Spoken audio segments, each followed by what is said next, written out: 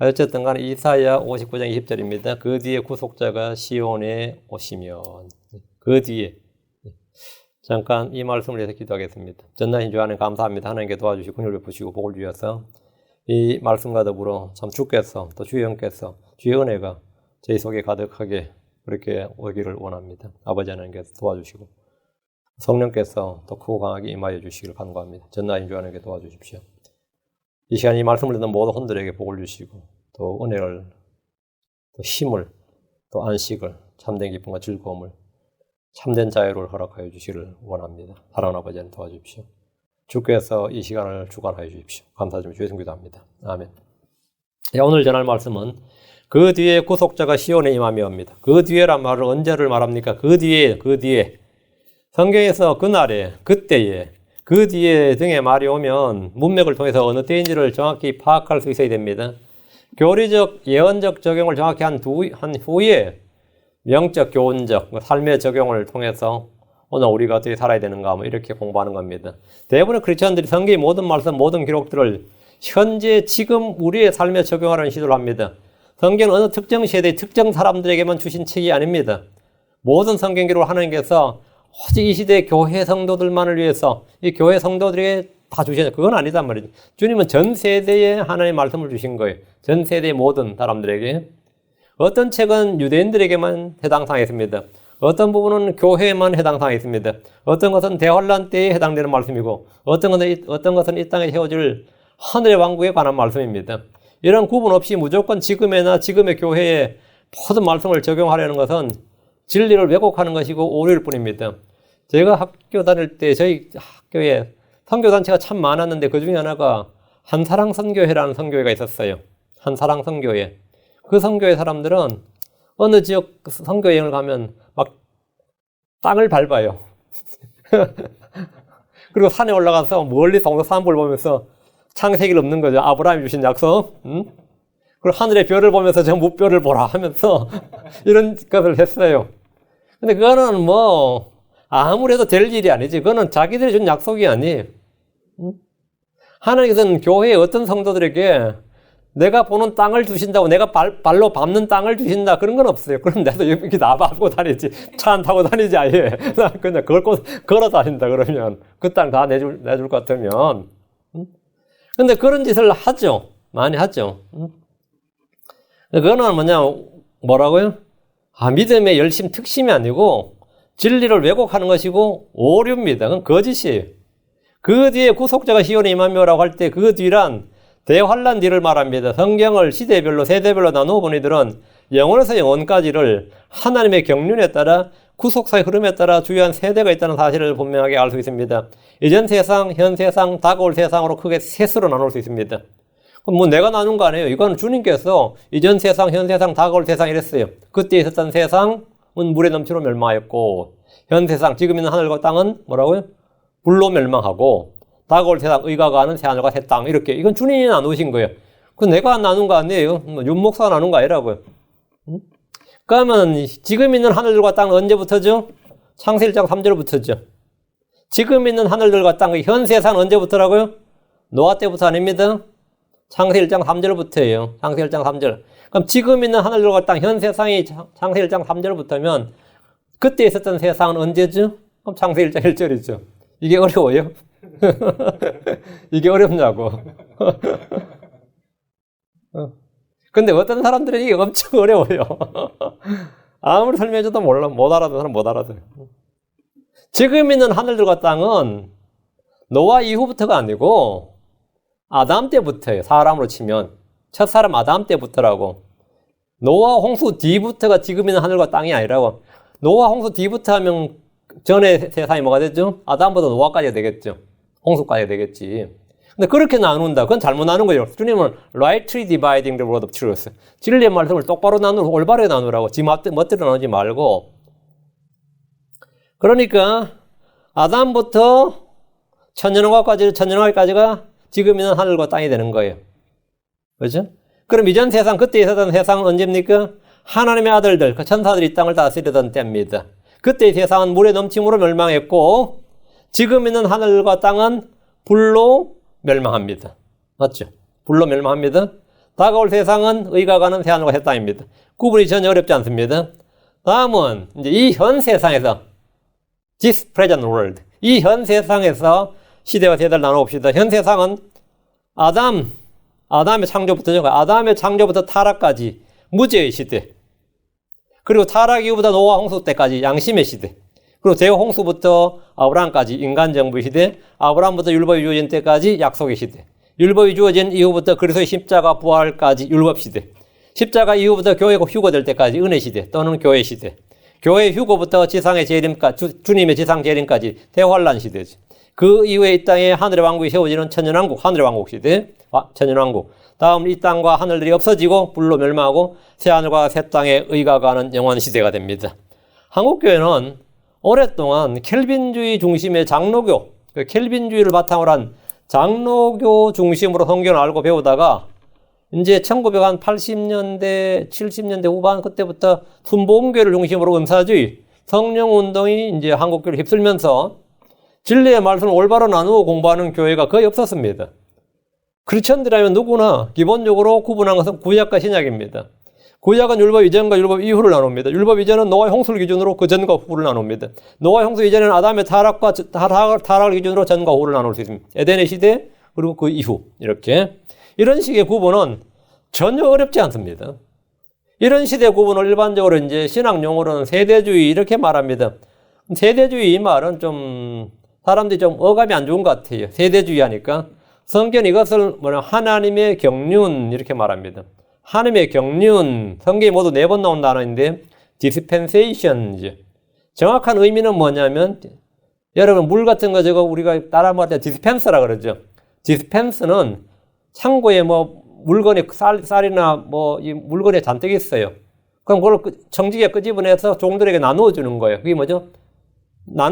우리도 저거 물 저거 하는 거 있죠. 식당에 그걸 디스펜서라고 그럽니다. 디스펜서. 분배기라고. 그 디스펜서, 우리가 복음을 뭐라고요? 디스펜스, 나누어 준다고. 그 복음의 분배 사역, 그렇게 말해요. 그걸 디스펜서, 디스펜세이션이죠. 예. 그런데, 에베소 1장 10절, 3장 2절, 골로새 1장 25절, 세 구절 봅니다. 에베소 1장 10절. 경륜의 정확한 뜻은 뭐냐면, 이제 헬라어로는 오이코노미아 그러고요. 이 단어에서 이제 영어로 이코노미 이게 나와요. 자, 에베소 1장 10절에 이것은 충만한 때의 경륜 안에서, 충만한 때의 경륜 안에서 친히 모든 것, 즉 하늘에 있는 것들과 땅에 있는 것들을 그리스도 안에서 곧 그분 안에서 다 함께 하나로 모으려 하심이니라. 경륜, 경영방침입니다. 경륜이란 뭐냐? 경영방침이에요. 경륜이란 것은 집주인이 집을 계획적으로, 조직적으로 다스려 나가는 것을 말합니다. 운영해 나가는 운영의 묘죠.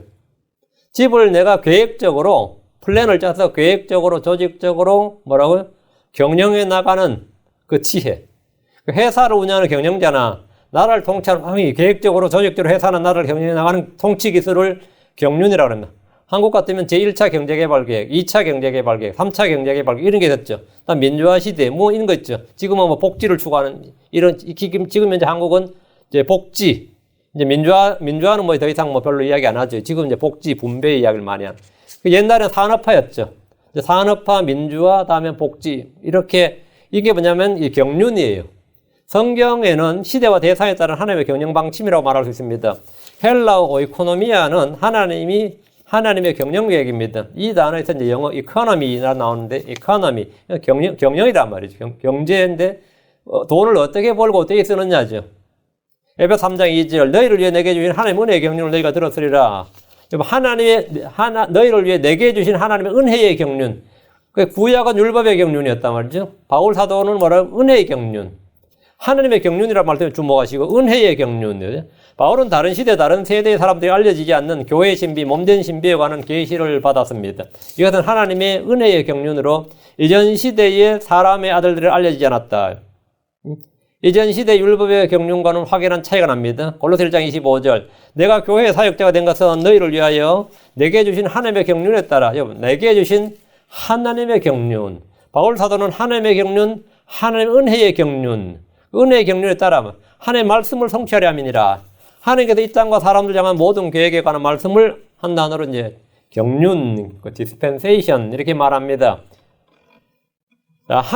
우리가 하나님의 이런 구속 계획을 이런 영원에서부터 영원까지 하나님의 그 섭리적 경영 방침, 하나님의 구원 계획, 하나님께서 이 세상을 어떻게 하겠다는 이 구원 계획 역사와 예언을 통해서 주님이 쫙 밝혀주셨는데, 만약 우리가 그걸 모른다 치면 우리 뭐죠? 깜깜 어둠 속에 있는 거죠. 맨날 지금 현재 뭐 내가 뭐 사는 게 어떠고 저쩌고 맨날 그런 것만 이야기하면 그냥 성경은 그냥 윤리책이죠. 맨날 지금 내가 사는 거 어떻게 사니 어떻게 뭐 맨날 그런 것만 하면 진짜 이 크리스천들이 갑갑하죠. 영원 뒤로 돌아보면 영원의 과거가 있고 앞을 돌아보면 영원의 미래가 있는데 맨날 지금 뭐 사는 거 이야기하면서 그래서 한국 사람이 얼마나 현세주의냐면 그거 알았어. 앞으로 일어날 일 알아서 뭐 하냐고. 지금 내가 어떻게 사는 게 중요하지 뭐. 이런 식이니까. 목사들도 뭐, 앞으로 일어날 이야기 할 것도 없고, 지난 이야기 할 것도 없고, 맨날 지금 뭐 은혜 받자, 뭐 힘을 받자, 위로 받자, 이런 설교나 맨날 해야 되고, 지금 내 마음 평안해야 되고, 내가 지금 어쩌고 맨날 이런 이야기예요. 그러니까 이 영원에서 영원까지 하나님의 이 플랜과 이 경륜에 대해서 쫙 해야 되는데, 이런 게 안 된다고, 이게 지금. 내가 교회 사역자가 된 것은 너희를 위하여 내게 주신 하나님의 경륜에 따라 하나님께서 이 땅과 사람들 향한 모든 계획에 관한 말씀을 경륜이라고 합니다. 우리가 이런 하나님의 구속 계획을 알지 못하면 성경을 읽거나 공부할 때 늘 헤매게 될 겁니다. 여러분 저 먼 미래를 체계적으로 착 보지 못하면 뭐는 거죠? 맨날 이 현실에서 다람쥐 쳇바퀴도 돌게 될 겁니다. 그 외에는 뭐 보이지도 않아요. 보이지도 않아. 하늘이 보이지 않고 먼 의가 가는 해안과 새 땅은 보이지도 않는다고. 저는 보여요. 왜? 그걸 늘 보니까. 곧 우리가 휴거되고 얼마 지나다 곧 우리가 모두 하늘로 눈감절하게 들림 받고 내 몸이 변화를 받을 것이다. 그리고 이 땅에 환란이 임하고 민족들의 심판이 있고 주님과 이 땅의 재림, 지상 재림하고 천년 통치가 있고 이게 착 보이죠. 백보자 심판이 있고 영원 세계가 있고 이게 계속해서 안 보여요. 네, 그렇지 않으면 그냥 여러분 계속 그냥 뭐 오늘 장 볼 때 뭐 좀 싸게 사게 해주시옵소서 뭐 이런 기도하고 말이지. 좋은 물건 싸게 사게 해주시옵소서 뭐 이 정도가 뭐 믿음 좋은 기도야. 현실적이고 믿음 좋은 기도고 그거 뭐 좀 뭐 상한가라도 사면 뭐 내 믿음 떨어졌나 싶고 말이죠. 그거다 좀 뭐 몇 푼이라 사기라도 당하면 말이죠. 뭐 큰일 난 것처럼 막 시험 들고 이거 진짜 같지도 않는 것 가지고 말이죠. 진짜 같지도 않는, 그냥 무시해도 될 만한 것 가지고 티각태각하고, 왜? 워낙 눈이 지금 근시안적이고, 자기 여기 뭐 하루 이틀, 하루살이도 아닌 사람들이 맨날 하루 이틀 사는 거 가지고 믿음 따지고 있으니까, 그래, 우리 크리스천들이 그렇게 살면 안 됩니다. 그냥 사실 10년, 100년도 사실은 영혼에 비하면 완전 한 점에 불과한데 말이죠. 그 뒤에 구속자가 시온에 임하며 이 말씀은 2000년 전 초림의 예수님에 관한 말씀인지 장차 오실 재림의 예수님에 관한 예언의 말씀인지 내가 구분할 수조차 없다. 이런 그 사람은 성경 읽어도 사실은 뭐죠? 내가 뭐 노래를 불러도 박치들 있죠? 박자를 무시한 거. 음을 무시해, 음정을 무시한 사람 있잖아요. 그것도 같은 거예요. 생명들 어떠죠? 색을 구분을 못해요, 색을 구분 못한다고. 그와 같이 성경 읽었는데 이 구분이 안 가는 거야. 이게 초림인지 재림인지 구분이 안 가. 이게 나한테 준 말씀인지 다른 사람한테 준 말씀인지 구분이 안 간다. 황당해 안 황당해. 역사인지 예언인지 이게 히스토리인지 프리딕션인지 그 프로퍼시인지 히스토리인지 구분이 안 가. 이거 황당한 겁니다. 이게 제대로 지금 분별이 성경 읽는데 이게 분별이 안 된다. 난 지금 솔직히 이걸 읽는데 분별이 잘 안 된다면 그 사람에게 성경은 예언의 등불이 아니라 혼란과 어둠이 되고 맙니다. 읽을수록 헷갈리고 혼란이 되고 말아요. 내 길에 빛을 밝혀주는 이 예언의 등불이 내게는 뭐가 된다고요? 완전 혼란과 어둠이에요. 아무것도 아니에요. 자, 본문 보겠습니다. 18절. 그들의 행위대로 그분께서 그대로 갚으시되 자신의 대적들에게는 경로로 갚으시고 자신의 원수들에게는 보복으로 갚으시며 섬들에게는 보복으로 갚으시리라. 오늘날 교회에서는 거의 다루지 않는 진리 중에 하나가 우리의 행위대로 갚으시는 하나님. 우리의 행위대로 갚으시는 하나님. 왜? 오늘 현대교회는 오직 믿음, 오직 은혜 이건 많이 강조하죠. 우리의 행위대로 갚으시는 하나님 하면 뭔가 좀 찜찜하죠. 하나님 언제나 은혜를 베푸시고 긍휼을 베푸시고 용서하시는 분, 은혜 베푸시는 분으로 알면 그것은 성경으로 하나님도 알지 못하는 오류고 오해입니다. 하나님은 질투하시고 소멸시키는 분이십니다. 하나님은 각 사람의 행위대로 갚으시는 분이십니다. 하나님은 자신의 대적들에게 경로로 갚으시고 자신의 원수들에게 보복으로 갚으십니다. 원수 갚는 것은 주께 속한 것입니다. 우리는 스스로 원수 갚으려 하지 말고 주께 맡기면 됩니다. 솔로몬은 성전 봉헌 때 이것을 기도했습니다. 열왕기상 8장 39절에 그때 주께서는 하늘과 주의 거처에서 들으시고 용서하시며 또 주께서 각 사람의 마음을 아시오니 각 사람이 그의 길들대로 행하사 갚으시옵소서. 각 사람에게 에브리맨이 그의 길들대로 행하사 갚으시옵소서. 곧 주면 홀로 사람들의 모든 자녀들의 마음을 아시나이다. 각 사람의 길들대로 행하사, 이 말은 공정한 보응, 의로운 심판을 말합니다. 보응하신 하나님, 보복하신 하나님, 복수하신 하나님. 하나님은 각 사람이 뿌린 대로 거두게 하십니다. 하나님은 사람들의 악은 악대로, 의인은 의대로 갚아주시는 분입니다. 역대기 6장 3절에 그때 주께서는 하늘에서부터 들으시고 행하시며 사악한 자를 보복하사 그의 길을 그의 머리에 갚으시고 또 의로운 자를 의롭다 하사 그의 의대로 그에게 갚아주심으로 주의 종들을 심판하시옵소서. 주의 종들을 심판할 때 핵심이 뭐냐에 각 사람의 행위대로 그의 길을 사악한 자는 그의 머리에 그의 길을 그의 머리에 갚으시고 의로운 자를 의롭다 하셨어. 그의 의대로 그에게 주심으로써 주의 보응과 보상은 철저히 행위에 근거합니다. works, according to his works. 크리스천들은 우리의 행위가 아니라 은혜로 믿음으로 구원받았습니다. 그러나 우리가 이 땅에서 육신 안에서 행한 일에 대해서 아무 심판이 없는 것이 아닙니다. 하나님 우리가 행한 대로 심판하십니다. 이것이 그리스도의 심판석의 심판입니다. 욥기 34장 11절에 그분께서는 사람의 행위대로 그에게 갚으시고 각 사람이 자기의 길들에 따라 얻게 하시느니라. 그분께서는 하나님께서는 뭐래요? 사람의 행위대로 그에게 갚으시고 각 사람이 자기의 길들에 따라 얻게 하시느니라. 우리가 행한 대로 심판을 받는다는 거죠. 여러분 하나님 앞에서 회개복할 준비가 되어 있습니까? 어카운트 회개복할 준비가 되어 있냐고요. 로마 14장 12절에 그러므로 이와 같이 우리 각 사람이 자신에 관하여 하나님께 회개복을 하리라. 우리 각 사람이 every man of us 우리 모든 사람은 다 뭐라고요? 각 사람이 자신에 관하여 하나님께 회개복을 하리라. 예외는 없습니다. 예외는 없어요. 우리는 반드시 그리스도의 심판석에서 자신에 관하여 하나님께 회개복을 해야 됩니다. 고린도서 5장 10절에 우리가 반드시 다 그리스도의 심판석 앞에 나타나리니 이로써 각 사람이 좋은 것이든 나쁜 것이든 자기가 행한 것에 따라 자기 몸 안에 이루어진 것들을 받으리라. 그날에 부끄러울 것이 없는 일꾼 선하고 신실한 종으로 발견되기 위해서 우리는 늘 깨어 있어야 됩니다. 각 사람의 행위대로 갚아주시는 하나님에 대해서 우리가 두려움과 떨림으로 말씀을 받아야 됩니다. 이것은 남의 이야기가 아닙니다. 주 예수님께서 마태복음 16장 21절에 사람의 아들이 자기 아버지 영광 중에 자기 천사들과 함께 올 것이요 그때 그가 각 사람이 그의 행위대로 갚아주시리라. 각 사람이 그의 행위대로 갚아주리라. 심판의 근거는 각 사람의 일, 행위에 따릅니다. 시편 62편 12절 오 주여 긍휼도 주께 속하여 싸우니 주께서는 각 사람에게 그의 행위대로 갚으시나이다. 각 사람에게 그의 행위대로. 이것은 의의 심판입니다. 로마서 2장 6절 그분께서 각 사람의 그의 행위대로 갚으시되 이 진리는 우리가 늘 기억해야 하는 말씀입니다. 주 앞에서 회개보고해야 할 일이 있다는 사실, 주 앞에서 우리는 각자 반드시 자신을 보이고 그 행위에 따라 심판을 받는다는 사실을 잊고 산 이들은 이 시간 이 말씀을 통해서 혼의 각성이 있기를 바랍니다. 바울 사도는 그의 편지들에 이것을 기록했고 성도들에게 이 사실을 반복해서 깨우쳐 주었습니다. 하나님은 우리가 한 일들에 대해서 모두 갚아주시는 분입니다. 이거는 보복이 아니고 뭐죠? 보상이라 그럽니다. 성도들에게는 보상이에요. 어떤 사람은 자기가 뿌린 것을 자신이 거두지 않을 줄로 압니다. 어떤 이는 자기가 뿌리지 않는 것을 거둘 수 있는 줄로 압니다. 모두 다 거짓이고 오류입니다. 속은 겁니다. 베드로 1장 17절 사람들의 외모를 중시하지 아니하시고 각 사람의 행위대로 심판하시는 아버지를 너희가 부르며 간구할진데 너희가 여기에 잠시 머물러 있을 동안을 너희가 여기에 이 땅에 육신 안에 잠시 머물러 있을 동안을 우리 혼이 이 땅에 잠시 머물러 있을 동안을 두려움 가운데 지내라. 두려움 가운데 지내라.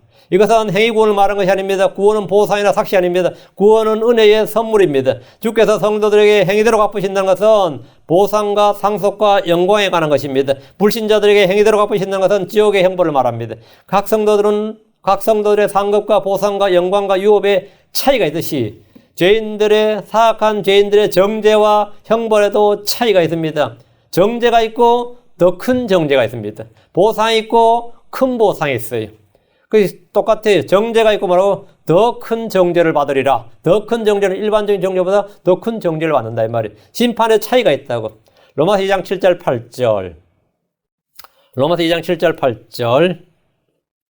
참고 꾸준히 잘 행함으로 영광과 존귀와 죽지 아니함을 구하는 자들에게는 영원한 생명으로 갚으시고 논쟁하기 좋아하며 진리에 순종하지 아니하고 불의에 순종하는 자들에게는 경노와 진노로 갚으시리라. 이 구절은 마치 행위구원처럼 보이는 말씀입니다. 그러나 행위구원이 아니라 행위에 따라 주께서 갚으시는 심판입니다. 데살로니가 후서 1장 6절 7절. 너희를 괴롭게 하는 자들에게는 환난으로 갚으시고 괴로움을 당하는 너희에게는 우리와 함께 안식으로 갚으시는 것이 하나님께는 의로운 일인즉 주 예수님께서 자신의 강력한 천사들과 함께 하늘로부터 나타나사. 믿는 자와 믿지 않는 자는 그 심판에 다릅니다. 주님은 우리가 행한 사랑의 수고와 성도들을 섬기는 것과 섬겨온 것을 잊지 않으십니다. 주님 악한 자들이 행하는 모든 악한 일들에 대해서 그대로 갚아주십니다. 시편 28편 4절에 그들의 행위와 그들이 저지른 사악한 행위대로 그들에게 갚으시며 그들의 손이 일한 대로 그들에게 갚으사 그들이 받을 보응을 그들에게 내리소서. 시편 62편 12절에 오 주여 금율로 주께 속하여사오니 주께서는 각 사람의 그의 행위대로 갚으시나이다. 주께서는 각 사람에게 그의 행위대로 갚으신다. 이런 구절의 말씀이 너무나 많습니다. 말씀이 반복적으로 엄청나게 많이 나온다는 것은 그만큼 중요한 진리고 우리가 반드시 기억하고 알아야 할 진리란 뜻입니다. 본문에서 행위대로 갚으신다는 것은 대환란 때 이 땅에 임할 주의 심판에 대한 것입니다. 주를 대적하고 이스라엘 치러 모여든 적그리스도의 군대와 왕들과 민족들의 심판에 관한 것입니다. 예레미야 25장 14절에 많은 민족들과 위대한 왕들이 또한 그들에게 섬김을 받으리라. 내가 그들의 행위대로 또 그들의 손이 행한 대로 그들에게 갚아주리라. 하나님께서는 지금까지 교회와 성도들을 박해하고 괴롭혔던 자들 그리고 이스라엘을 괴롭혔던 모든 자들에게 원수를 갚아주십니다. 계시록 18장 20절에 너 하늘아 너희 거룩한 사도들과 대언자들아 그녀로 인하여 기뻐하라. 하나님께서 너희를 위하여 그녀에게 원수를 갚으셨느니라. 너 하늘아 너희 거룩한 사도들과 대언자들아 그녀로 인하여 기뻐하라. 하나님께서 너희를 위하여 그녀에게 원수를 갚으셨느니라. 예, 바빌론 큰 바빌론 심판하신 거죠. 계시록 19장 2절 그분의 심판들은 참되고 의로우니 그분께서 음행으로 땅을 부패시킨 그 큰 음녀를 심판하시고 또 자신의 종들의 피해 원수를 그녀의 손에 갚으셨도다. 모두 대환란 때 주께서 원수 갚으시는 일들로 심판입니다. 행위대로 갚으시는 심판은 그 대상에 따라 전혀 다릅니다. 크리스천들은 하늘에서 행위에 따라 보상의 심판을 받습니다. 민족들은 땅에서 민족들의 심판, 주의 심판을 받습니다. 악한 자들은 백보자 심판에서 심판을 받습니다. 모든 심판은 각 사람의 행위에 따라 다릅니다. 19절 다시 이사야서 19장 19절 그러므로 그들이 서쪽에서부터 주의 이름을 두려워하고 해 뜨는 곳에서부터 동쪽에서부터죠. 해 뜨는 곳에서부터 그분의 영광을 두려워하리니 원수가 홍수같이 올 때에 주의 영께서 궁기를 들어올리사 그를 치시려다. 주의 심판이 집행될 때 서쪽에서부터 주의 이름을 두려워하고 해 뜨는 곳에서부터 그의 영광을 두려워하게 될 것입니다. 주의 진노는 경노요 소멸시키는 불입니다. 주의 입에서 칼이 나오고 영광의 광채가 불을 뿜어냅니다. 살아계신 주 하나님의 손에 떨어진 것은 두려운 일입니다. 원수가 홍수같이 올 때에 이돼 있죠. 원수가 홍수같이 올 때의 이 말은 엄청난 수와 양으로 밀어붙이는 군대의 모습입니다. 예레미야 46장 7절 8절 뒤로 와서 예레미야 46장 7절 8절 홍수같이란 말이 뭔지 알 수 있습니다. 홍수같이 예레미야 46장 7절 8절 홍수같이 올라오는 이 자는 누구냐. 홍수같은 물들이 강처럼 움직이는도다. 이집트는 홍수같이 일어나고 그것의 물들은 강물같이 움직이는도다. 그가 이르되 내가 올라가서 땅을 덮고 그 도시와 그것의 거주민들을 멸하리라 하는도다. 홍수같이 홍수 같은 물들이 또 홍수같이 무슨 말인지 알겠죠? 읽으면 그냥 딱 나오죠. 이것은 뭐 이집트의 침략이나 바빌론의 군대 침략이나 로마 군대 침략에 적용하고 역사적으로 적용하고 그칠 일이 아닙니다. 대환란 때 유프라테스 강을 건너는 적그리스도의 군대를 생각해 보십시오. 여섯째 천사가 나팔을 불 때 이 땅의 3분의 1을 죽이려고 예비된 자들이 있는데 그 기병들의 수가 2억이에요. 기병들의 보병은 빼고 기병들의 수가 2억이에요. 엄청나죠? 기병들의 수가 2억이 유프라테스 강을 지나서 예루살렘 쪽을 향한다 한번 생각해 봐요. 진짜 홍수같이 이 말이 뭔지 그냥 잡히죠. 전능자의 큰 날에 모일 군대는 마귀의 영들과 이 땅과 온 세상의 왕들에게 나아가서 군대를 모으는데 마귀의 영들이 그 수가 얼마인지 짐작이 가지 않을 정도인데 성경은 이를 홍수같이 온다예요. 홍수같이 온다. 다니엘 11장 21절 22절 뒤로 다니엘 11장 21절 22절 다니엘 11장 21절 22절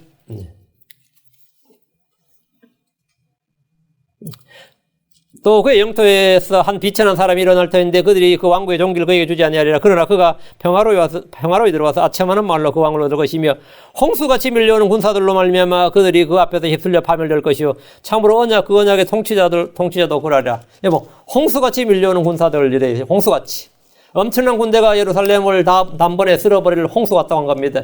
이와는 별개로 용은 남은 자들 쓸어버리기 위해서 문자 그대로 홍수를 도달합니다. 계시록 갑니다.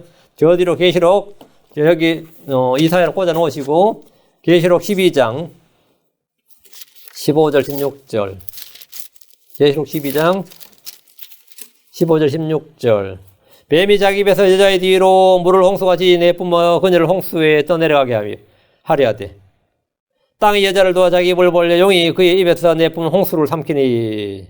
여보면 뱀이 자기 입에서 여자의 뒤로 물을 홍수같이 내뿜었죠. 뱀이 지금 사탄입니다. 큰 용, 옛뱀. 그 옛뱀에서 뱀이 이렇게 말한 겁니다. 사탄이에요. 근데 자기 입에서 여자의 뒤로, 여자는 이스라엘이에요. 물을 홍수같이 내뿜어 그녀를 홍수에 떠내려가게 하려 하되 지진이 나는 거죠. 땅이 여자를 도와 자기 입을 벌려. 땅이 자기 입을 벌렸다. 이 말은 지진이 나는 거예요. 그러니까 물이 다 그 속으로 스며드는 거죠. 용이 그의 입에서 내뿜은 홍수를 삼키니라. 이것은 비유가 아니라 문자 그대로 홍수를 쏟아내어서 그들을 멸하려는 시도를 하는 겁니다. 이런 예언의 말씀들이 어느 때 누구를 향하는지 잘 파악하시기 바랍니다. 이것은 교회와 관련된 예언이 아닙니다. 교회에 적용될 때는 영적 어둠의 세력, 공중 권세 잡은 자, 마귀들이 우리를 이런 식으로 공격한다고 적용하면 됩니다. 성계의 진리를 가진 교회들은 많은 시험과 공격을 받습니다. 약간의 틈만 보이면 그곳으로 마귀의 불화살들이 쏟아집니다. 성도들도 약간만 틈을 보이면 그냥 마귀의 공격이 불화살이만 쏟아져 들어와요. 여러분 믿음의 방패, 이 진짜 하나의 전신갑주를 입고 있지 않으면 진짜 아무리 구원의 툭을 단단히 쓰고 있어도 머리 어지러울 만큼 맞습니다. 지금 우리가 주변에 이 교회들을 보면 그런 교회들이 한두 개가 아닙니다. 근데 그냥 큰 교회들 이런 게 아니라 이 진리를 붙들고 하나의 말씀대로 하겠다 이런 교회들이 그런 꼴을 많이 당해요. 근데 그런 교회들은 오는 성도들이 기대 수치가 높아요. 여기 슬로건을 뭐라 그러는 거예요? 성경대로 믿는 사람들, 성경대로 행하는 사람들 이래놨단 말이지. 그러다 보니까 이 슬로건이 그러니까 자기는 그 교회에 그런 사람이 아니지만 이 교회는 그런 사람들, 근데 전부 다 별 볼 일 없는 사람들이 다 자기도 육신적이지만 그런 기대를 안고 오는데 그런 기대만 안고 온 사람들이 모인 교회야. 무슨 말이겠죠? 자기도 다 육신적이고 그냥 기대 수치만 모인 사람들이 모인 이 교회가 이 킹제임스 성경 쓰는 교회니까 그런 육신적인 사람들끼리 함께 모여서 기대 수치만 잔뜩 높으면 교회가 잘 돌아가겠어 안 돌아가겠어요? 순복음교회 같은 데는 아예 그런 기대 수치가 없다고. 장로에도 그런 기대 수치 자체가 없어요. 그 교회 가서 큰 하겠다고 온 게 아니란 말이죠. 그런데 이런 말씀 침례에 온다 그러면 목사에 대한 기대 수치 상당히 사도 바울 이후에 그런 목사인가 이러면서 기대 수치가 일단 높단 말이지. 그리고 이 교회 가면 뭔가 영적이고 거룩한데 다 자기 같은 사람 모인 교회지 여기 특별히 거룩해서 온 사람 없다고. 거룩한 사람 여기 왜 왔겠어요? 그러다 보니까 더 시끄러운 거예요, 여기가. 더 시끄럽고 분열 더 많고 그러니까 교회가 이 모양인데 왜 이 모양이겠어요? 다 니 같은 사람 왔거든. 한마디로 말하면 미꼬라지를 알라 이거야. 다 나와 똑같은 사람, 그런 사람이 모여서 지금 여기서 예배 드리고 있는 거예요.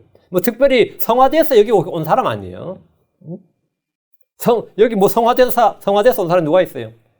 다 그런 죄인들이 기대 수치만 높여서 뭔가 있나 싶어 왔는데 와보니까 남 봐도 별거 아니거든요. 왜? 남도 지가 똑같은 사람이야. 남도 그런 사람, 남도 자기 보고 그래 판단해요. 응? 이게 구원 안 받은 사람도 많아 보이네, 이러고. 별별 판단 다 합니다. 별별 판단 다 해요. 그래가지고, 이제, 그러다 나중에 어떻게 되냐, 알아요? 킹제임스 성경 쓰는 교회에서 빛이 없나 봅니다. 이러고 있어요. 빛은 킹제임스 성경 쓰는 교회 목사한테 있는 것도 아니고, 그 성도들한테 있는 거 아니에요. 이 성경 말씀 자체가 빛이. 이 말씀을 내가 품고 있으면 그게 내가 빛을 내뿜는 거예요.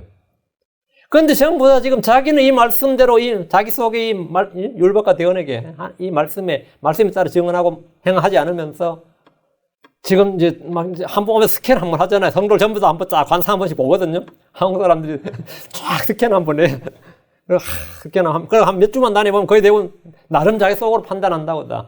그래, 별거 아니구나. 이 교회도 그렇게 뭐 좀 육신적이구나. 이게 별거 아니구나. 다 이런 식으로 판단합니다. 당연히 별거 아니죠. 왜? 다 그런 사람들이 왔는데. 다 자기 같은 사람이지 특별한 사람 없습니다. 특별한 사람 없대요. 그러다 보니까 틈이 갈라지죠. 그곳으로 마귀의 불화살들이 쏟아져요. 불화살 쏟아져요. 네, 요즘 제일 황당한 교회가 어떤 교회인지 아세요? 이 킹잼성에 쓰는 교회인데, 교회가 아주 분위기가 시끄럽대요.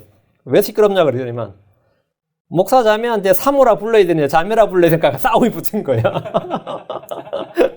사모라 불러야 되느냐, 자매라 불러야 되느냐, 싸움. 사모라 부르시면 사모라 부르고, 자매라 부르면 자매라 부르면 되지. 그게 뭐 싸울 일이냐 그랬더니만, 그 교회는 그게 장난이 아니었던 거야, 그게 지금. 그래, 야, 그 진짜 웃기는. 그래, 우리 그런 말, 웃기는 짜장이라 그러죠. 그 교회 짜장면 같은 교회예요. 짜장면은 하얗죠. 춘장 발라서 그 부 한번 돌려보세요. 어떻게 되는지. 짜장면 같은 교회야. 응? 아주 진짜 웃기는 짜장이지. 그럼 또 그런 사람들 새로 하면, 이 교회는 뭐, 막강교회라고 막 이래요 또. 진짜 황당하지. 듣다 내가 웃었어. 그냥. 듣다 내가 웃었어. 웃지 뭐해.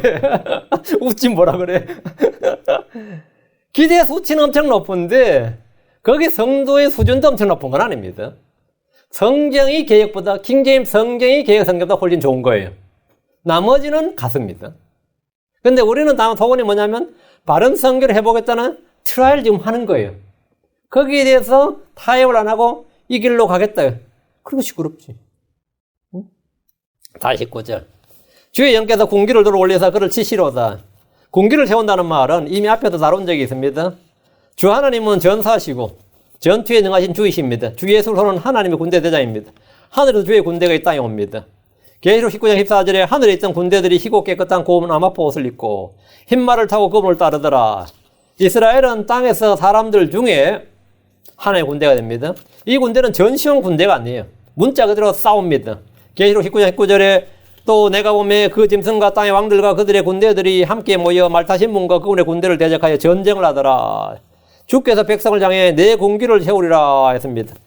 이사야 49장 22절에 주 하나님이 같이 말하노라. 보라 내가 이방인들을 향하여 내 손을 들고 백성을 향하여 내 군기를 세우리라. 군기는 누구의 군대인지를 보게 하는 겁니다. 군기는 아군에게 힘을, 적들에게는 두려움을 줍니다. 전능자의 큰 날에 원수들은 자기들이 싸우는 군대가 누구를 대적하는 군대인지 분명하게 압니다. 이스라엘은 자기들을 위해 싸우시는 분이 누구인지 보면 됩니다. 주께서 군기를 세우시기 때문입니다. 예레미야 4장 6절에 시온을 향하여 군기를 세우라. 뒤로 물러나며 머물지 말라. 내가 북쪽에서 재앙과 큰 멸망을 가져오리라. 군기를 세우라 했죠. 주의 군기가 이 땅 위에 세워지고 깃발이 펄럭일 때 민족들에게는 심판이, 이스라엘에게는 구원이 맙니다. 이사야 62장 10절 성문들을 지나가고 지나가리라. 너희는 백성의 길을 예비하라. 큰 길을 쌓아 올리고 쌓아 올리라. 돌들을 모아 치우고 백성들을 위하여 군기를 세우라. 백성들을 위하여 군기를 세우라. 무슨 군기요? 주의 군기예요. 깃발을 세우는 거예요. 주께서는 이스라엘이 주 예수님이 누구인지 알 수 있도록 군기를 세웁니다. 모든 백성들이 그분을 모든 백성들에게 그분을 계시해 줍니다. 주께서는 주를 두려워하는 자들에게 깃발을 주십니다. 시편 60편 4절 주께서 주를 두려워하는 자들에게 깃발을 주시면, 주의 깃발을 주시면 진리로 인하여 그것들을 펼치게 하려 하심이니이다. 셀라. 원수들도 자기들의 깃발을 세웁니다. 시편 74편 4절 주의 원수들이 주의 회중들과 한가운데서 소리를 지르며 자기들의 깃발을 세워 표적들로 삼았나이다. 주의 원수들이 주의 회중들 한가운데서 소리를 지르며 자기들의 깃발을 세워 표적들로 삼았나이다. 이것은 영적 전쟁이 동시에 피와 살이 터지는 문자 그대로의 전쟁입니다. 사람들이 죽어나가며 목이 잘려나가며 피가 넘치는 그런 전쟁입니다. 이 전쟁에서 적그리스도의 군대는 전멸하고 그 피는 말고피까지 차오르게 될 겁니다. 교회는 그 자체로 깃발을 세운 군대입니다. 아가서 6장 4절 10절 오 내 사랑아 너는 들사같이 어여쁘고 예루살렘같이 아름다우며 깃발을 세운 군대같이 위엄이 있구나. 10절에 아침같이 찬란하고 달같이 아름다우며 해같이 맑고 깃발을 세운 군대같이 위엄 있는 여자가 누군가. 교회는 이 시대, 교회 시대에서는 영적 전투를 합니다. 영적 전쟁을 치릅니다. 그리고 주와 재림할 때는 문자 그대로 전쟁을 치릅니다. 우리는 이 땅에서 새 몸을 입고 주의 군대로서 주와 함께 내려올 겁니다. 우리는 영화로운 몸, 하늘에 속한 몸을 입고 이 땅에 옵니다. 다시 이사야 59절 가서 20절. 그 뒤에 구속자가 시온에 임하며 야곱 가운데서 범법을 떠나는 자들에게 말이라. 주가 말하노라. 그 뒤에 구속자가 시온에 오십니다. 유대인들은 구속자가 누구인지에 대해서는 잘 알고 다 알고 있었습니다. 성경의 구속자로 하면 한 분 하나님이십니다. Redeemer, 구속자. 구속자란 말은 성경에서 총 18구절에서 18번이 나오는데 이사야서에만 13번 나와요. 이사야서에 그 집중적으로 나오는 단어예요. Redeemer, 구속자란 단어가. 대언자 이사야는 구속자이신 하나님이 예수 그리스도란 사실을 증언한 겁니다. 이사야서 앞으로 가서 41장 14절, 43장 14절. 41장 14절. 너 벌레 야곱아, 너 이스라엘 사람들아 두려워하지 말라. 내가 너를 도우리라. 주 곧 내 구속자 이스라엘의 거룩한 이가 말하노라. 주 구속자 이스라엘 거룩한 이. 명칭이 세 개가 나오죠. 주 곧 내 구속자 이스라엘의 거룩한 이가 말하노라. 이스라엘의 구속자는 이스라엘의 거룩하신 분 하나님이십니다. 주이십니다. 이스라엘의 구속자라는 주 하나님 자신이에요. 이스라엘은 자신들이 배척하고 거절했던 예수님, 십자가에 못 박아 죽였던 그분이 바로 자신들의 구속자이신 하나님인 것을 그때야 알게 됩니다. 지금도 유대인들은 예수님이 그리스도가 아니다, 하나님 아들이 아니다, 구속자가 아니라고 부인합니다. 그러나 그날에 대언자들이 선포한 구속자이신 주 하나님이 누구인지 그 실체를 보게 되는데 그분은 바로 십자가에 못 박혔던 예수 그리스도란 말이죠. 이사야 44장 6절 24절, 이사야 44장 6절. 이스라엘의 왕인 주 곧 그의 구속자인 만군의 주가 이같이 말하더라. 나는 처음이요 나는 마지막이니라. 나 외에 다른 신이 없느니라. 이스라엘의 왕인 주 곧 그의 구속자인 만군의 주. 왕이신 주, 구속자인 주. 이스라엘의 구속자는 이스라엘의 왕 만군의 주이십니다. 하늘의 왕국에서 이 땅의 왕자에 앉아서 왕으로 다스리는 분이 누굽니까? 예수 그리스도입니다. 그 구속자가 누구냐? 만군의 주가 누구냐면 주 예수 그리스도다 이 말이에요. 24절. 내 구속자여 태에서부터 너를 지은 주가 같이 말하노라. 나는 모든 것을 만드는 주니 곧 홀로 하늘들을 펼치고 홀로 땅을 넓게 펴며. 그럼 내 구속자여 태에서부터 너를 지은 주가 같이 말하노라. 태에서부터 너를 지은 주.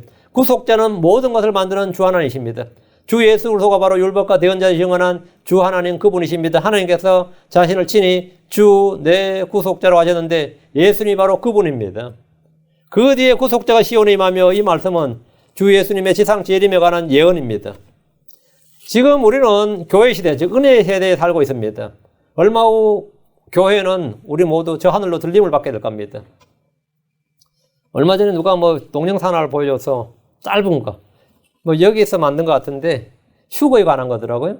그 예배 보는데 보니까 한 90%는 확 올라가 버리고 몇 명만 남아서 막 당황하는 장면부터 시작을 하는데, 내가 저거 가짜다. 몇 명만 올라가고 다 났는데 저게 뭔가 저 따위로 만들었냐. 몇 명만 올라가서 사람들이 아무도 눈치를 못 챌 것 같은데 그 영화 시작이 거의 다 올라가고 몇 명만 남아서 막 당황하고 막 이렇게 시작하더라고요. 그리고 막 영화가 보니까 모니터에서 애가 올라가 버리고 다 올라가고 막 사람들이 막 다 하는데 그렇지 않습니다. 오늘 죽어 있다면 세상 사람들은 몇 명 없어진지도 잘 모를 겁니다. 누가 이웃집 여행 갔나 보지 그러고, 그 교회가 오늘 부흥회 가나 사교회 가나 어디 수련회 갔나 왜 안 모이지 그 정도고, 온 사람들은 왜 우리한테는 안 알리고 갔지 이러면서 몇 명만 갔네 이럴 겁니다. 우리 교회는 모르겠는데 한두 명만 문 두드릴지 아니면 대부분 두드리고 몇 명이 안 나왔네 그럴지도 모르겠는데 다 올라가야 되는데, 그 교회는 다 완전히 아무도 안 나왔네 그러면 그게 제대로 된 교회예요. 근데 대부분 교회들은 정상적으로 집회할 겁니다. 신실했던 사람 몇이 안 보이네. 이럴 거예요. 오늘 뭔 일인지 여행 갔나? 목사한테 이야기도 안 하고 안 하고 가냐? 이럴지도 몰라요. 목사도 남아있으니까. 연락도 안 하고 막 함부로 빠지냐 그러고 이럴 수도 있어요. 이런 게 사실 남은 자가 올라오는 별로 안 많습니다. 그렇게 내가 영화 볼 때 이거 엉망으로 만들었는데 그런 거는 저한테 감수를 받아야 돼. 이거 만들기 전에 어떻게 해야 되냐? 전혀. 예. 구속자는 모든 걸 만드는 주 하나님인데, 주 예수님이 바로 누구냐 하면 바로 그 율법과 대언자들이 증언한 주 하나님 그분이십니다. 하나님께서 자신을 친히 내 구속자로 하셨는데 예수님이 바로 그분이다. 그 뒤에 구속자가 시온에 임하며 그 뒤에 언제? 주 예수님의 지상재림에 관한 예언의 말씀이죠. 대환란 후에 말이에요. 지금 우리는 교회 시대, 즉 은혜 시대 사는데 지금 대환란이 이 땅에 이제 곧 이제 우리가 올라가면 대환란이 시작되죠. 그리고 주께서 저 하늘로부터 이 땅에 오셔서 대환란을 종교를 짓습니다. 주님 오셔서 종교를 지어요. 구속자가 시온에 온다 이 말은 이스라엘을 구속할 자가 하늘로부터 시온에 그 예루살렘에 오신다 이 말입니다. 예수는 우리의 구원자십니다. 예수는 우리의 구속자입니다. 자, 그러면 구원과 구속의 차이가 뭐예요? 구원과 구속, 구원자 savior, 구속자 redeemer. 구원과 구속은 거의 비슷한 말이지만 뜻이 다릅니다. 구속은 구원의 구체적인 방법을 말합니다. 구원은 그냥 구원이에요. 구원이죠? 근데 구속은 뭐냐면 구원은 내가 누구를 세이브 하는데, 구원하는데, 구원을 어떻게 하냐면 값을 치르고 사서 건져내는 것. 그걸 뭐라고? 리딤. 그걸 구속이라고 합니다. 구속은 구원의 구체적인 방법이에요. 그러니까 구속이란 값을 치르고 샀다. 구속이란 내가 어떤 권리나 법에 의해서 묶여 있는데, 그 노예나 종이나 하여튼 뭔가로 묶여 있어요. 근데 이 말은 이 종신계약이야, 거의. 그래서 자유로울 수가 없어요. 내가 이 완전히 묶여 있는데 값을 치르고 뭐라고요? 구출해줘, 샀다가. 구원의 뭐라고요? 구체적인 방법. 이 말은 종이나 노예를 사서 자유를 주는 것인데 우리가 구속받았다는 말은 우리가 예전에 죄와 사망의 종이요, 사탄의 종이요, 정욕의 종이요, 이 세상의 종이었다. 공중권세자분 자를 따르는 그 종이었다. 우리는 부패의 종이었다. 맞죠? 죄와 사망의 종이었고, 종이었다. 사탄의 종이었고, 정욕의 종이었고, 이 세상의 종이었다 이거야. 이렇게 종이었으니까 어떻게 되는 거죠? 주님께서 구원을 하시는데 구체적인 방법이 뭐죠? 구속이다. 구속은 구원의 구체적인 방법이다 이거죠. 주 하나님은 우리를 이제 구원하기 위해서 뭘 해야 되는 거죠? 구속을 해야 되는 거예요. 구속을 해야 되니까 값을 치러야 되잖아요. 값을 치러야 되는 게 이게 뭐 돈으로, 금으로 치를 수 있는 게 아니단 말이죠. 주 예수님께서 자신의 생명을 내놓으셨고, 피를 쏟으셨어요. 죄와 죄의 결과로부터 우리를 풀어주기 위해서, 우리를 구출하기 위해서, 구원하기 위해서 주님은 값을 치르셨다. 대가를 치르셨다. 이집트에 노예했던 이스라엘을 구속하셨듯이 주님 우리를 사망으로부터 구속하셨습니다. 율법의 정죄와 저주로부터 우리를 구속하셨습니다. 모든 불법으로부터 우리를 구속하셨습니다. 첫 상속언약 아래 있던 범법들을 구속하셨습니다. 자, 구속하셨다 이 말은 우리가 그것들의 종이었다. 우리 그것들의 속박되어 있었다. 그것들의 노예였다 이 말이에요. 노예였다. 고린도서 6장 20절 7장 3절 주께서 값을 치르고 너희를 사셨느니라. 그런즉 하나님이 오신 너희 몸과 너희 영으로 하나님께 영광을 돌리라. 주께서 값을 치르고 너희를 사셨느니라. 이게 뭐죠? 구속이에요. 여기 구속이에요. 제가 이제 처음 성경 배울 때 이 구속이란 말을 설명 안 해주고 구속 하니까 누굴 구속한다는 말 있잖아요. 자유를 줘야지 왜 자꾸 구속한다고 난리냐. 제가 그때 고3이었대요. 이 교회가 되게 웃긴다. 자유를 줘야지 왜 자꾸 구속한다고. 예수님 우리를 자유를 주셨다는데 왜 자꾸 구속한다 그러냐. 제가 이제 물은 적이 있어요. 뭐 자꾸 구속한다. 구속은, 이 구속이라는 의미를 정확히 뜻을 모르니까 이제 저는 이제 구속한다는 게 너 경찰이 누굴 잡아 구속했다 그러잖아요. 구속했다. 구속이 뭐죠? 잡아들였다 이 말, 속박을 시켰다 이 말이잖아요. 묶어들였다. 우리가 구속되어 있는데 하나님께서 뭐라고 그 구속했었는데 주님은 이 단어가 구자가 구할 구자예요. 구원할 구자예요. 그 속은 뭐냐면 속죄할 때, 대속할 때 속죄라고. 그 전혀 의미가 전혀 다른 거였지. 그래가지고 이제 한국말로 그러니까 제가 아주 초신자 때 그런 적이 있었어요. 고린도서 7장의 3절 주께서 값을 치르고 너희를 사셨으니 너희는 사람들의 종이 되지 말라. 주께서 값을 치르고 너희를 사셨으니 주께서 우리에게 자유를 주시기 위해서 뭐라고?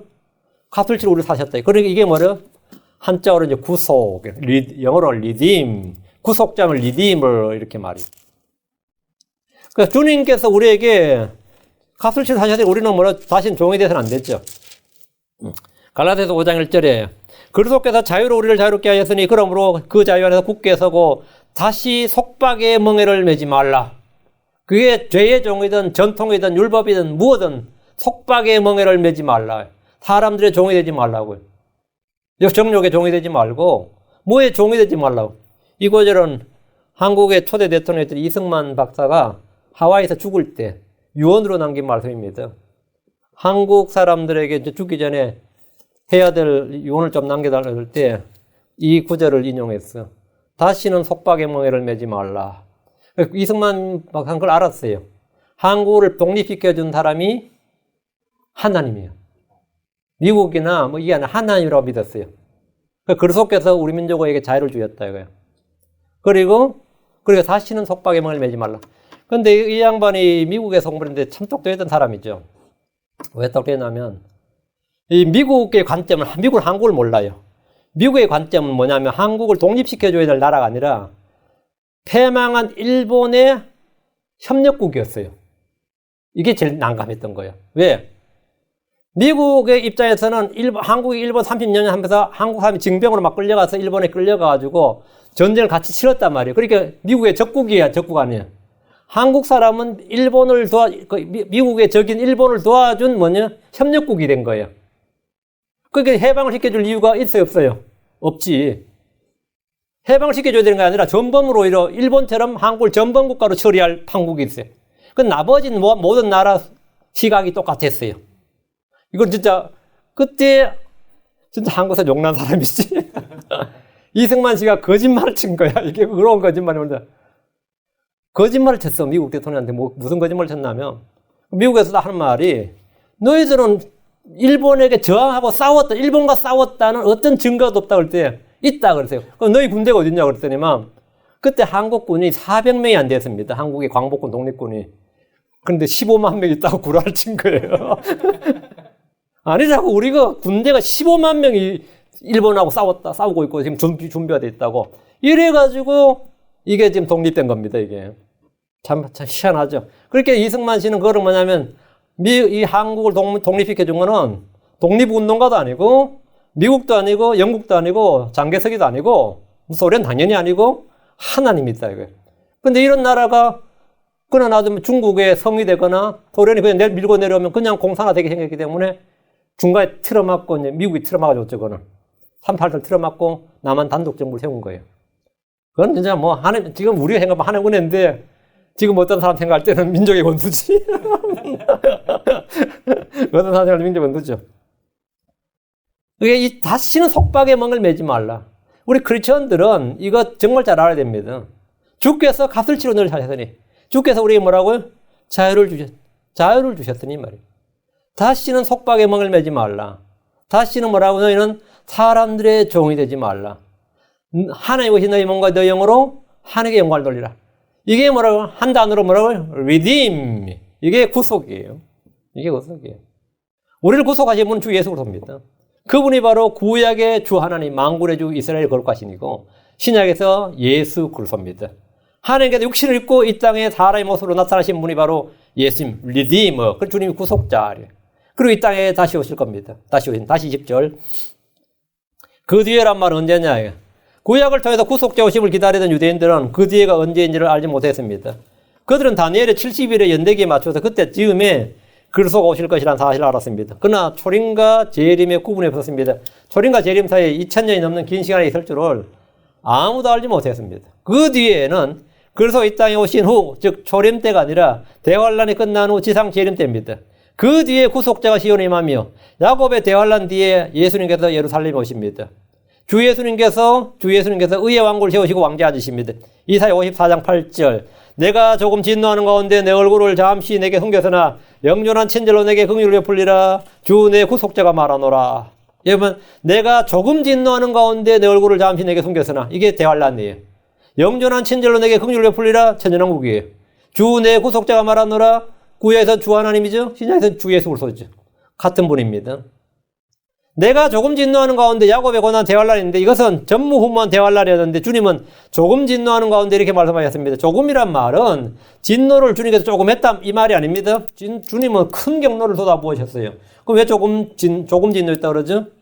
조금 진노했다는 것은 진노를 쏟아부은 기간이 어레들빛 조금이었다 이 말이에요. 대환란은 몇 년이죠? 7년이죠. 그 중에 3년 반에 주께서 이 땅에 크게 경로를 쏟아부은 기간인데 1260일 42개월 3년 반입니다. 주님은 이것을 가지고 조금이라고 말씀하신 겁니다. 조금 부었다 이 말은 뭐냐면 조금 진노했다 이 말은 큰 경로를 짧게 주님께서 조금 부어 이런 주께서 그들의 행위에 대한 보응보다 본래 이스라엘이 받아야 할 복은 이보다 훨씬 더 컸어요. 그런데 주님께서 이 기간을 늘려버리면 살아남을 육체가 땅에 아무도 없어요. 그래서 이 기간을 많이 단축시켜 준 거예요. 날들을 단축시켜 주지 않으면 이 땅에 살아남을 육체가 아무도 없습니다. 그 정도로 큰 경로였어요. 마가복음 13장 20절에 주께서 그 날들을 짧게 하지 아니하였더라면 어떤 육체도 구원을 받지 못할 것이로되 그분께서 자신이 택한 선택받은 자들을 위하여 그 날들을 짧게 하셨느니라. 그 날들을 짧게, 누구를 위해서요? 자신이 선택받은 자들, 그분께서 자신이 택한 선택받은 자들을 위하여, 이기는 자들, 남은 자들, 소수의 남은 자들을 위하여 날들을 짧게 하셨다. 로마서 9장 28절, 그분께서 그 일을 끝마치시고 의 안에서 그것을 단축시키시리니 이런 단축된 일을 주께서 땅 위에 이루실 터이기 때문이라 하느니라. 단축시켰다. shorten. 주 하나님께서 진노를 쏟아부으시는 도중에 땅 위에 있는 선택된 자들을 위해서 긍휼을 베푸십니다. 소수의 남은 자들, 이기는 자들을 위해서 주님은 날들을 짧게 하셨습니다. 21절, 이사야 59장 21절 마지막 절입니다. 나로 말하건대 이것이 그들과 맺은 내 언약이니라. 여기 내 언약이니라, 여기 underline my covenant. This is my covenant with them. 주가 말하노라. 곧 내 위에 있는 내 영과 내가 내 입에 둔 내 말들이 이제부터 영원토록 내 입과 내 씨의 입과 내 씨의 입에서, 대대로 말이죠, 떠나지 아니하리라. 주가 말하노라. 자, 재림하신 주께서 용과 짐승과 거짓된 자를 처리하십니다. 주께서 전능자의 큰 날에 들 전쟁에 모인 모든 군대를 다 멸해버리십니다. 그리고 흩어진 이스라엘을 다 불러 모으시는데, 이스라엘을 민족적으로 회개하고 이제 다윗의 셈에서 다 씻고 심례를 받고 주 예수님을 영접합니다. 그때 주께서 이스라엘과 맺을 언약이 있다. 그 이스라엘과 맺을 언약이 신에 사서 맺은 언약을 첫 번째 언약, 옛 언약이라고 그러고, 이때 맺을 언약을 새 언약이라고 그래요. 새 언약을 맺으시는데, 크리스천들 중에는 새 언약이라고 그러면 무조건 신약인 줄 알죠. 주 예수님께서 피로 체결하신 언약을 생각하는데, 이것은 주께서 마가의 다락방에서 죽으시기 전에 잔을 들고 세우신 언약이 아니고, 주께서 마가의 다락방에서 세운 언약은 내 피로 세우는 새 상속 언약이 날 때 이건 뉴 테스트먼트고, 지금 여기서는 뉴 커비넌트예요. 이건 전혀 다른 단어입니다. 주님께서 잔을 들고 세우신 언약은 교회와의 언약이에요. 지금 여기서 주님께서 세우신 언약은 이스라엘과 유다의 집과 맺는 언약입니다. 이거는 언약을 맺어지는 시기가 다르고 대상이 달라요. 새 언약 한다고 무조건 다 그냥 교회야 해가지고 적용하면 교리적으로 전혀 안 맞는 말입니다. 교리와 예언이 안 맞아요. 예레미야 37장 31절. 물론 우리가 이런 구절을 굉장히 좋아하고 우리가 이 암송하고 우리에게 적용하는 사람도 있는데, 교리적으로 예언대로 아닙니다. 그건 그냥 영적인 거지, 교훈적으로. 예레미야 31장 31절. 주가 말하노라. 보라, 날들이 이르리니 내가 이스라엘 집과 유다의 집과 새 언약을 맺으리라. 이스라엘의 집과 유다의 집과 새 언약을 맺으리라 했죠. 날들이 이르면, 이 날들이 이르면 이게 언제냐면 이건 천년왕국될 말이에요. 마가의 다락방이 아니라고요. 내가 이스라엘 집과 유다의 집과 새 언약을 맺으리라. 날들이 이른다는 것은 대환란이 지나고 천년왕국 때를 말합니다. 이스라엘이 다 회개하고 주 예수 그리스도를 영접할 때, 그때 뭐라고요? 새 언약을 맺는다고. 누구와 언약을 맺느냐예요. 우리는 지금 개개인이 크리스천을 영접하는 거지, 이 민족적으로 언약을 맺는 게 아니란 말이죠. 이스라엘 집과 유다의 집과 언약을 맺는데, 이것은 뉴 테스트먼트, 그 새 상속 언약이 아니고 뉴 커비넌트예요. 이때 주님은 에스겔 36장 26절에 또 내가 새 마음을 너희에게 주고 새 영을 너희 속에 두어 너희 살에서 돌 같은 마음을 제거하고 너희에게 살로 된 마음을 주리라. 그럼 주님이 이스라엘에게 뭘 주는 거죠? 예, 새 언약을 주고 새 영을 주고 살 같은 마음을 주고, 맞아요? 살로 된 마음을 주고, 그 새 마음, 새 영, 다음 새 언약이죠. 이것은 천년왕국 때 이스라엘에 누릴 최대의 복입니다. 최대의 복이에요. 주께서 그들 속에 새 마음과 새 영을 주실 뿐 아니라 그들의 생각과 마음 속에 새 법을 기록해 주십니다. 히브리서 8장 10절 11절에 그 날들 이후에 내가 이스라엘 집과 맺을 언약은 이것이니, 이스라엘의 집과 맺을 언약입니다. 이스라엘 그 날들 이후에. 히브리서가 쓰여진 것은 신약 훨씬 후예요. 지금 먼 미래를 이야기하고 있는 거죠.